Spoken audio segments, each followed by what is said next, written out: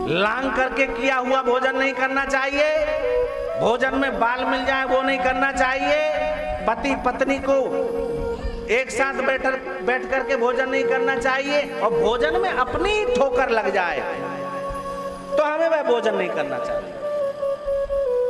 प्रेम से बोलो श्री शिवाय, श्री शिवाय, श्री शिवाय, श्री शिवाय नमस्तुभ्यम। पति पत्नी सज्जनों, एक राजा ने एक महल बनवाया, बड़ा सुंदर महल बनवाया था राजा ने, बहुत सुंदर महल था। एक सेठ ने कहा, सुनो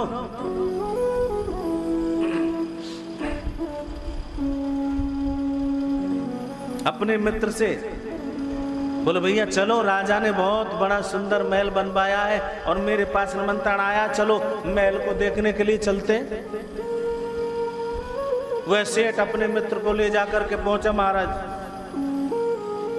उन्होंने देखा, अरे राजा महल को दिखा रहा है, देखो ये वाला कमरा है, ये देखो इधर ये बनवाया है। लेकिन एक व्यक्ति जो सेठ के साथ में आया था वो बोला, अरे राजा साहब, ये आपने ये दरवाजा थोड़ा नीचा कर दिया है, आपने ये दरवाजा सही नहीं निकाला है, छोटा है, थोड़ा नीचा है। राजा ने कहा, भैया दरवाजा नीचे का प्रयोजन क्या है?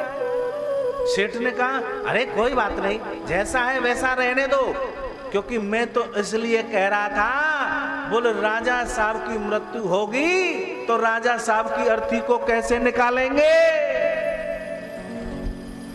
राजा ने ये बात सुन ली, अरे हमने महल का उद्घाटन किया और ये कैसी भाषा बोलता है कि राजा की अर्थी को कैसे निकालेंगे?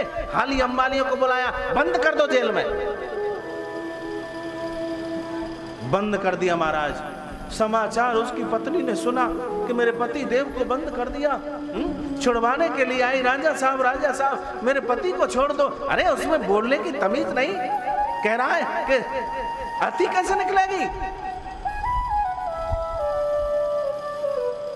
उसकी पत्नी बोली, राजा साहब उसमें तो बिल्कुल सबूत नहीं है, अर्थी की जरूरत क्या है, राजा को वही काट देंगे।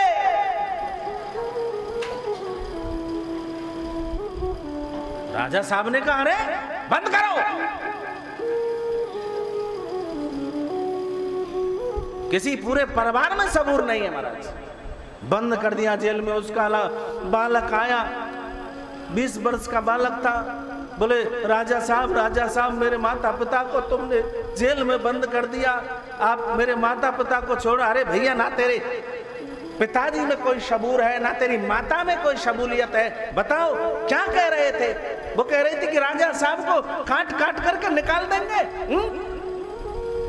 वो बालक बोला, वो उनका लड़का बोला, मेरी माता जी में तो बिल्कुल सबूर नहीं है, काटने की क्या जरूरत है, राजा साहब को अंदर ही जला देंगे। तो मैंने कहा ना, किसी में बोलने का ढंग नहीं होता, इसलिए हमको सभ्यता, सिविलाइजेशन को सीखना पड़ेगा, सभ्यता को धारण करना पड़ेगा, सभ्यता को, जगह को, स्थान को देखना पड़ेगा। हम किस जगह पर बैठे हैं, किस स्थान पर हैं इस समय। महाराज किसी की मृत्यु हो जाती है तो वहां मेरे शिव कहते हैं ना कि भैया राम नाम सत्य है, अर्थी जाती है, राम नाम सत्य है, राम नाम सत्य है। लेकिन लोग बाग आगे वाले तो कहते कि राम नाम सत्य है, लेकिन पीछे वाले तो अभी भी संसार की चर्चा कर रहे हैं कि पूरी फसल नष्ट हो गई।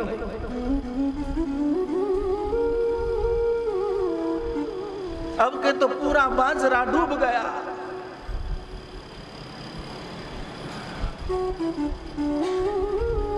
स्थान को देखो, समय को पहचानो, समय को।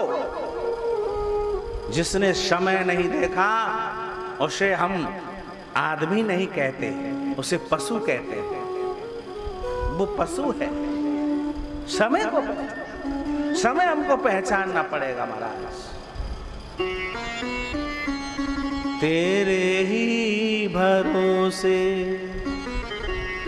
हवा विच उड़ती जावांगी शंभू डोर हाथों छड़ी ना मैं कटी जावांगी शंकर में तेरी पतंग भोले मैं तेरी पतंग हवा विच उड़ती जावांगी बाबा डोर हाथों छड़ी ना मैं कटी जावा बाबा मैं तेरी पतंग भोले मैं तेरी पतंग। हम तो भगवान शिव की कठपुतली हैं।